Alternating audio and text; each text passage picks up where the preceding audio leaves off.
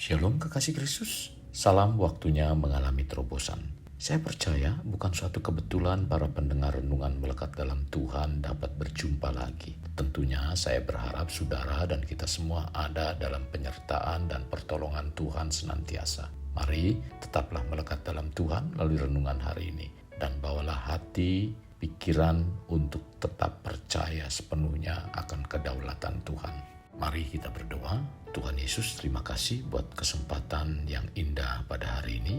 Biarlah Engkau terus hiasi hati dan pikiran kami dengan kebenaran firman-Mu. Tuhan, berbicaralah kepada kami semua melalui hamba-Mu. Biarlah apa yang disampaikan kebenaran firman Tuhan ini sungguh menguatkan iman dan pengharapan kami kepadamu Tuhan. Bapa Surgawi, berikan kemampuan untuk kami tetap berharap, bahkan terus kami melakukan kebenaran firman-Mu sebagai pengharapan yang pasti dalam kehidupan kami. Ini yang menjadi doa dan permohonan kami. Dalam nama Tuhan Yesus kami berdoa. Amin. Melekat dalam Tuhan bertema berharaplah. Firman Tuhan terdapat dalam kitab Mazmur 130 ayat 7. Demikian firman-Nya. Berharaplah kepada Tuhan, hai Israel, sebab pada Tuhan ada kasih setia dan Ia banyak kali mengadakan pembebasan. Mungkin kita akan menganggap orang yang di luar Tuhan banyak memiliki hidup tidak berpengharapan. Tetapi ketika kita masuk lebih dalam lagi dalam kehidupan orang yang mengaku diri percaya kepada Tuhan, banyak mereka dalam menjalani hidup sepertinya tidak mempunyai pengharapan. Terkadang situasi hopelessness atau keputusasaan terjadi diawali dengan tidak ada pengharapan, dan munculnya ini dalam kehidupan disebabkan dari perasaan hati dan pikiran. Hal ini akan semakin parah ketika lingkungan di sekitar tidak memberi dukungan, dan bukan hanya itu, malah kata-katanya sangat memupuskan atau meruntuhkan harapan. Dengan tekanan seperti ini, banyak orang berpikir dan mengira bahwa tidak adanya harapan itu karena Tuhan sedang menghukum mereka akibat dosa-dosa. Manusia menjadi merasa tidak layak karena dosa dan merasa tidak berpengharapan karena mengira bahwa Tuhan tidak akan menolong orang yang berdosa. Kekasih, apakah benar Tuhan bertindak seperti demikian? Dalam Mazmur 103 ayat 12 mengatakan, sejauh timur dari barat, demikian dijauhkannya daripada kita pelanggaran kita.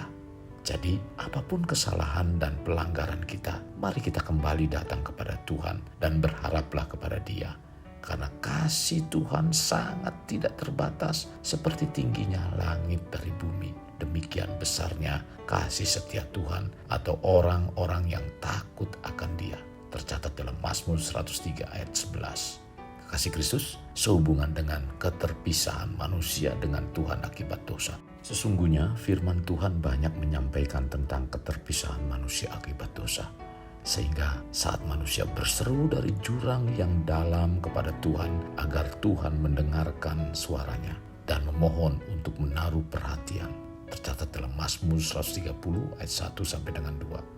Bila kita mencermati apa yang dikatakan dari ayat ini yang dimulai dengan suatu kalimat, dari jurang yang dalam aku berseru kepadamu ya Tuhan. Kata jurang yang dalam menunjukkan kepada suatu keadaan yang merana dan terpisah secara rohani dari Tuhan. Sekaligus pula menunjukkan suatu keadaan penderitaan jasmani.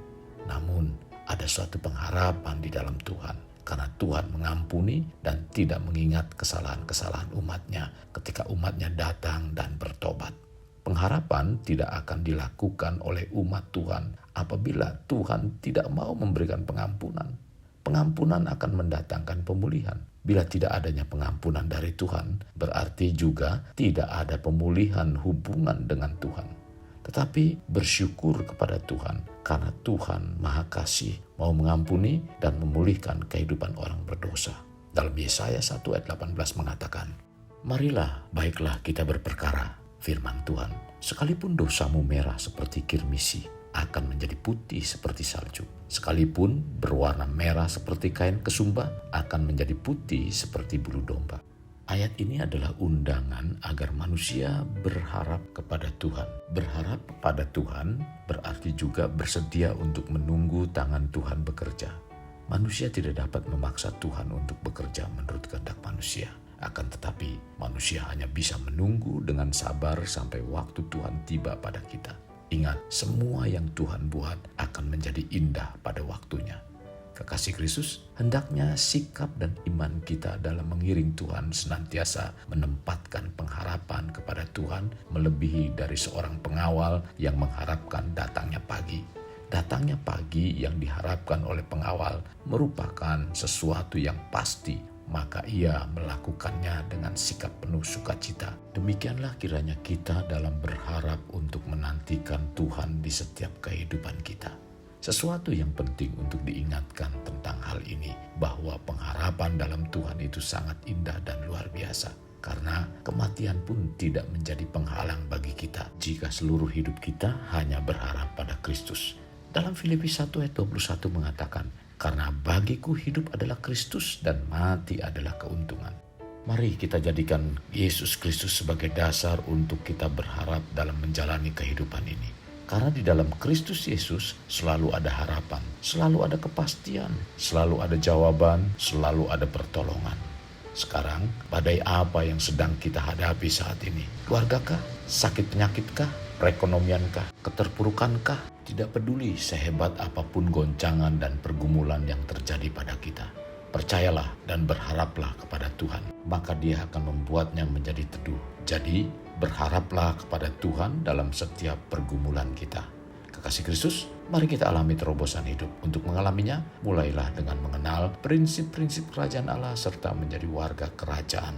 Kita berdoa, Tuhan Yesus, terima kasih buat waktu yang indah ini, di mana kami kembali mendengarkan kebenaran firman-Mu. Tuhan, kami naikkan syukur kepadamu karena firman-Mu terus membawa kami untuk tetap kuat di dalam Engkau. Bahkan untuk tetap kami berharap kepadamu.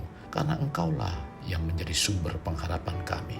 Apapun keadaan kami Tuhan, Tuhan tuntun kami supaya kami tetap berharap kepadamu. Karena firman-Mu adalah ya dan amin. Firman-Mu merupakan satu kebenaran. Firman-Mu merupakan sesuatu kepastian yang terus membawa dan menjadikan kami semakin baik dan baik seperti apa yang Kau kehendaki, yaitu menjadi segambar dan serupa dengan Engkau. Tuhan, terima kasih buat kasih-Mu yang begitu dalam. Terima kasih buat apa yang Tuhan sudah kerjakan lewat firman-Mu. Sekalipun kami jauh karena pelanggaran dan dosa kami, tetapi Engkau tetap mau mendengarkan dan mau memperhatikan kami Tuhan ketika kami berpaling kepadamu Tuhan Yesus. Terima kasih Tuhan, inilah yang membuat kami tetap terus berharap kepadamu dan bukalah hati kami untuk terus dibenahi dengan kebenaran firman-Mu. Terima kasih Tuhan Yesus, ini doa kami. Dalam nama Tuhan Yesus kami berdoa. Amin.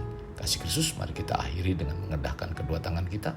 Terimalah anugerah berkat dari Allah Bapa, kasih sayang daripada Yesus Kristus dan persekutuan dengan Roh Kudus yang mencurahkan berkat secara rohani, berkat secara jasmani dan berkat secara ekonomi, di mana berkat Abraham, berkat Ishak, berkat Yakub dicurahkan dan dilimpahkan dari saat sekarang sampai Maranatha tiba dalam nama Tuhan Yesus. Amin. Sampai jumpa di renungan berikutnya. Tuhan Yesus memberkati. Jangan lupa like, share, dan subscribe.